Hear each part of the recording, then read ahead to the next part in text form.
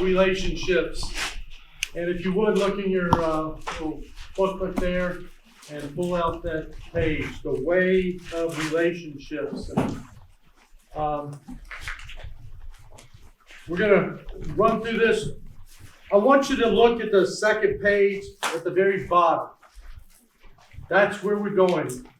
What we're going to do is we're going to draw out a timeline that really will help you describe your story. That's where we're going to. And I'm going to run through this relatively quickly so that we can have that time for you to do that timeline, okay? Alongsiders build authentic relationships. I got a question for you before we move on. What does authentic mean? What does authentic mean? Genuine. Okay, so what that means is alongsiders build what? Genuine, real relationships. What would be the difference? Fake. Two-faced relationships. Okay, now Jesus is the ultimate model of authentic relationship. And we're going to learn more about his example here. Jesus built relationships with his disciples in the common places of life. Most of his disciple-making ministry took place outside of religious settings. Consider these shared events. You'll remember John 2, 1 and 11? What was that about? The wedding, right? So Jesus showed up at a wedding. Let's look at Matthew 9, 10. Jesus and his disciples enjoyed a social dinner at Matthew's house. So what should we be doing? Having people in our home, being in their home, right? Matthew 19, 13. Jesus and his disciples enjoyed the what? The presence of children. Hey, we've been able to do that. Now she's asleep. The other one's still awake. Mark 1:29, Jesus and his disciples visited a friend's home. I shared that story about Ezekiel. Was that yesterday? It feels like a week ago, but yesterday. And the impact his visit on that home was. And then John 11, 1 through 2, Jesus and his disciples stayed with friends, Mary and Martha. Hey, I feel like we've been able to stay with friends. Now, y'all got a big house here. But it's been really neat to be able to be with you. So what does this diverse set of events tell us about how Jesus built relationships with the people he was discipling? I need feedback and I need it quicker so we can get to this, okay? What does this diverse set of events tell us about how Jesus built relationships with the people he was discipling?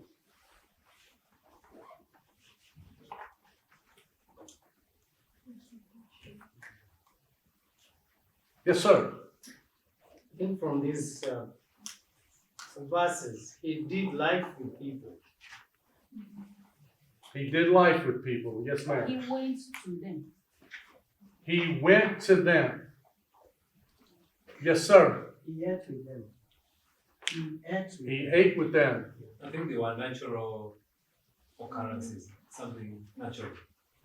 Hey, what did I tell you about my buddy? My buddy, I told you yesterday a story about my buddy. What did he do? About all the girls he was dating? What did he say? You gotta eat. You gotta eat. They gotta eat, we gotta eat. I eat with them. Natural thing. Okay, somebody who was over here. Yes, sir. He attended a social event. He was not so high and mighty, he couldn't have been a social event, right? Yes, sir. Not for the people. Not for the people. I can't hear. A heart for the people. A heart for the people. There was a young lady who was over here. It was intentional. He was intentional. Yes. So Jesus was intentional. He had a heart for people. He cared for people. He ate with people. He got involved in the natural, normal, everyday of life. And one of the challenges, remember yesterday I talked about this with pastors I've run into. I promise you, this is two stories. Donnie, I don't do relationships. Okay, hold on. You're a pastor and you don't do relationships? No, I preach. Who do you preach about? Who is the master of relationships? Get out from behind the pulpit and get involved in people's lives. Why do you think he valued these commonplaces and events over religious settings? Yes, sir. Well, he intentionally created us to live in those places, and therefore they become the true religious settings, in other words, where we meet with him. Very good, very good. Yes, The sir. only way that they can access these people at their own time, at their own context, that they can meet their needs. Right. You know, we're kind of adjusting our schedule to their schedule, right? Yeah. Instead of saying, okay, if you want us to disciple you, you have to come to church. We're going to get involved where you're at, right? These natural, yes, who's somebody over here? Okay, I think I was You forgot what you're doing? Okay. Anybody else? Yes, sir. I think he wanted them to feel he also belongs with them. Yep. Yes. I think it was also a way of also correcting the misconceptions of the Pharisees and the Sadducees that this was the only way. I think it brought up something that was out of what the religious structure was. Right. Yeah. Yes, sir. I think he wants also to show that he's concerned by what interests the others. Concerned about what interested the others. Yes. Is it okay to say that he came for these places? Because he also said that I did not come for those who think I'm well, but those who make So he came for this place. Right. He came for the sick. Right? He wanted to be available to everybody. Yes. He wanted to understand him. He wanted to understand them. Okay? All right. Building relationships starts with finding common ground with people rather than simply adding more activities to already busy lives. I got to share this story. Back when I was working for a mega church, we got some new leadership in, and their goal was to make sure the doors of the church were open 24/7 so that people were always coming to the church. And I'm thinking, well, if they're always coming to church, who's reaching the neighborhoods? Who's reaching the lost? I like John 1:14. John 1:14, he came full of grace and truth. And Grace and truth. he exposed himself to the people. All right, good job, good job. So, what are some common ground places and events in which we can build relationships? Here we've got 4: workplace, neighbors, small group at church, shared church events. How about your environment, your culture? In the shamba, in the garden. Okay, Working places. I have no idea what she just said. But translate it. Garden. The garden. Yeah, that's Shamba. Okay. Yes. Community festival. Okay, good. What else? Weddings, Weddings. The market. playgrounds. Yes, ma'am. The car. Because you got to go back and forth, right? Number 2, Jesus modeled authentic relationships. And we're going to bring out 3 aspects of that: love, transparency, and vulnerability. 3 qualities, 3 characteristics of authentic relationships. So, love, consider John 13:1. Having loved his own who were in the world, he loved them to the end. Love is both, and does anybody want to guess? It's an unconditional acceptance of people. Unconditional? Unconditional acceptance of people. And a volitional choice, or just let's say a deliberate choice. A deliberate choice to seek another's highest good. Having loved his own who were in the world, he loved them to the end. Love is both an unconditional acceptance of people in a deliberate choice to seek another's highest good. Picture yourself as one of the 12 disciples. How do you think you would have experienced Jesus' love for you as you traveled with him? That's a great question. Wouldn't that have been cool? So let's picture that moment. What would it have been like traveling with Jesus? How would you have sensed and felt and seen him demonstrate his love? How would you have done that? Imagine.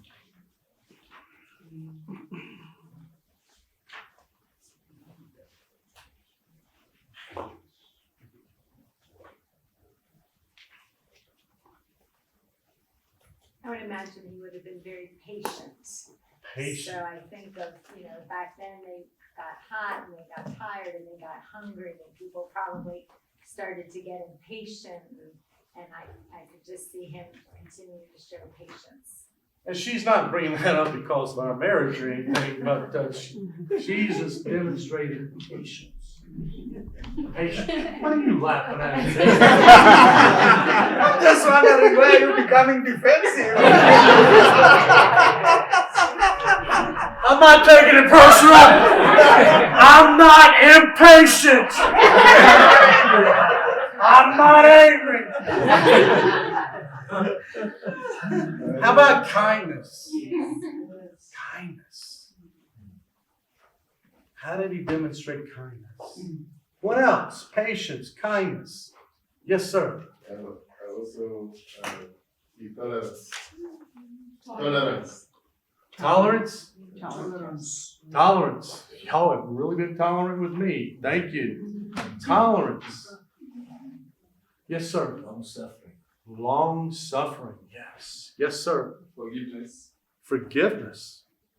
Yes. What else would we have experienced? Shocking. Shocking. Yes. Are you sure miracles are? Now are they just common, ordinary things that happen? Just imagine what I would have felt. Yeah. Seeing him allowing somebody from a background that is not socially acceptable touching him. That's true. It's like I'm wondering, okay, what are you saying? Okay, we're learning. Anything else? Strange. We are drowning, we're in a boat, we are drowning, and this guy just wakes up and. Well, the world is coming to an end and he's. Yes. Yes, I would feel satisfied. Like, for example, when bread. In other words, you're not going to go hungry and you're going to drink really good wine. I would feel that is gracious and just. That there are times that I know what not to do, but I find myself done it. But he is just and he is gracious. He's just and gracious. Yes. All right. How can we love people in concrete and specific ways?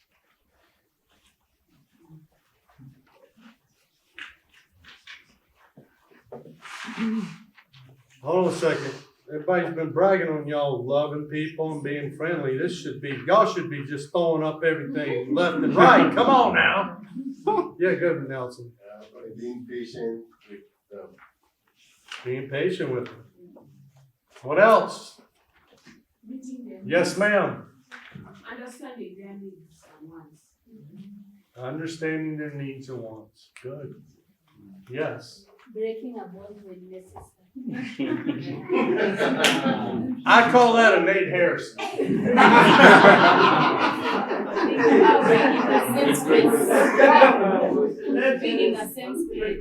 Being in the same space with them. Being present. You know, I've had lunches and dinners with people, and like me and Peggy are having lunch, and Peggy's talking to me, and she's just talking away, and am I present? No. One thing I try to do is I try to look people in the eyes. You and I had lunch, we're sitting beside each other, but I kept over here and repeated things you said to me. Because I wanted you to know I value you and I was present. Okay, we gotta go. We gotta fly. We got 3 minutes to do 30 minutes. All right, transparency. So we know Jesus authentically loved people. Jesus was transparent with people. So Jesus displayed this quality in the simple statement, you are those who have stood by me in my trials. Transparency is a willingness to expose my personal struggles, fears, life issues. I'll repeat it. Inside the safety of a friendship. Transparency is a willingness to expose my personal struggles, fears, life issues inside of the safety of a friendship. What makes a friendship safe in order to be transparent? Trust. Trust. Anybody else? Acceptance. Acceptance. What else? Confidentiality. Confidentiality.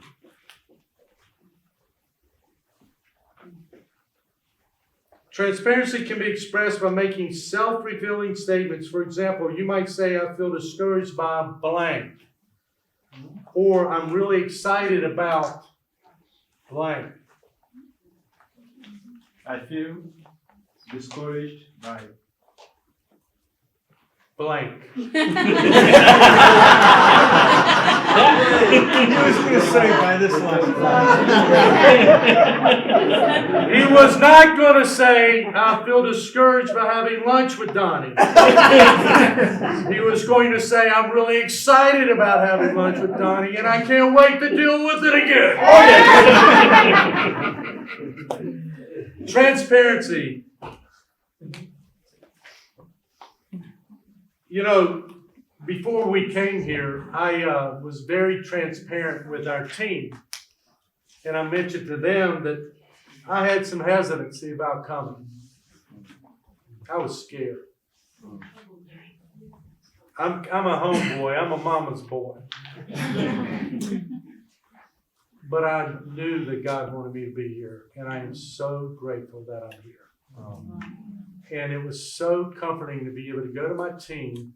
Because, to be honest with you, I'm a man. But at times, I feel like a very weak man. Especially when I'm transparent. Especially when I was transparent. And I did not know what Nate, or Tom, or Bill, or Peggy, or Abigail would think of me when I told them I was scared. But they loved me. We love you too.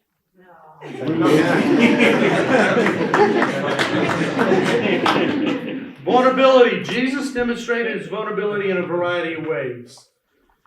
Well, let's look at Matthew 26:37-38. I think we all know that. How does this illustrate the quality? I'm going to just read it really quick. And taking with him Peter and the 2 sons of Zebedee, he began to be sorrowful and troubled. Then he said to them, my soul is very sorrowful, even to death. Remain here and watch with me. This is really huge because I think in America, people think vulnerability, transparency, and vulnerability are the same thing. They're not. They're very different. Vulnerability moves a step beyond transparency. Vulnerability does more than share needs or hurts. It invites people into my life to help support, encourage, or correct me in times of need. Vulnerability does more than share needs or hurts. It invites people into my life to help support, encourage, or correct me in times of need. You know, I've seen different relationships where people, all they ever want to do is complain and whine and whine and whine. But then when you say, you know, Bill, would you like some help in this? No. No. Not Not with you. Not with me. Because I'm impatient. No, I like men with hair. But transparency is, look, Bill, I'm struggling with this trip. Can you help me get a piece with it? And then he lovingly does. Nate lovingly does. Tom, they all lovingly gave me love. But they couldn't have done that if I hadn't have been vulnerable and invited them into this journey. Does that make sense? Yeah. Okay. We choose to be vulnerable when we ask for help. Asking for help could include the following. I gave you an example. Okay, now we're going to move into some authenticity. What does it mean? We already did that. Okay. Why is the quality of authenticity so important in building discipling relationships? Why is the quality of authenticity so important in building discipling relationships? Model to others that which desire. Amen. They know that they're not alone. They know they're not alone. That relationship needs to last. They know that we are not perfect. We are not Christ. We do have our struggles. Yeah. Just because we're helping somebody else doesn't mean we ain't got problems. I know I ain't got no problems. But everybody tells me I do. Y'all have, yes, sir. I want to say it features the humility in the relationship. Yes, good. It helps others to open up. Helps others. One thing I try all the guys I'm leading and cycling, one of the things I always tell them, if you want transparency and vulnerability in ministry, you as the leader have to model it. You as the leader has to model it. And one of the biggest things that we're scared of as leaders is if we, like I just modeled, say we're scared, then people will now no longer respect us. What I have discovered is they end up respecting you more. And if they don't, then they got some issues, like maybe some pride issues that they need to be dealing with. All right. What would happen if we failed to be authentic? Yes, sir. We disempower people. We disempower people. Instead of empowering people, we disempower people. Cause people to hide and pretend. People hide and pretend. And boy, I tell you what, one of the best places I find two-faced people is where? I'm not going to say it. We have got to model authenticity. And we do it through love, we do it through transparency, and we do it through vulnerability. Yes, sir. One comment is that, Donnie, I don't know what it's like in the African culture, but probably in America for anybody under 30, authenticity is probably the most important element to looking for in ministry. And so there really is a generational gap in some ways. And so I don't know what that's like in Africa, but I found in America, if we're not willing to be authentic with somebody under 30, we're not going to connect with them. Yeah. They want to know you. You know, they're tired of fake. All right, now we're going to get an opportunity to know each other. And we're going to start with this timeline. I'm just going to read it with you here. When we authentically move into another's life, we discover that our lives are like a good story. Good stories absorb us in their plots, characters, and action. Our lives are like this. Major characters and events mark us in special ways. The God theme of our lives begins to jump off the page. Transparency and vulnerability happen when we share our stories. On the following line, that's that line below this, list some important events and people that have shaped your faith story. Include both highlights and difficult times. And be ready to describe how God used these people and events to shape your life. So what we're going to do is we're going to take the next, let's say about 7 to 10 minutes for you individually to start with your timeline. And this is what I like to do, and everybody has a different way of doing the timeline. You can choose to put something above the timeline that's positive, that was a blessing in your life. Like I think of a man named Steve Foley, I'll put his name up there. Or then a man who really hurt me, I won't say his name, I'll put his name below. Both of them played a role in my faith journey. So what things, events, people play a role in your life journey? You can start from this will be you can start from here and go to here, early days and maybe where you are today, and put that on your timeline, okay? So do it any way you want. I tend to put the positive events on the top and the not positive events on the below line. Anything that shaped my journey. Is that helpful? Mm-hmm. Okay. You got 7 to 10 minutes, and then we're gonna share. Then you're gonna have the opportunity to share it with somebody else.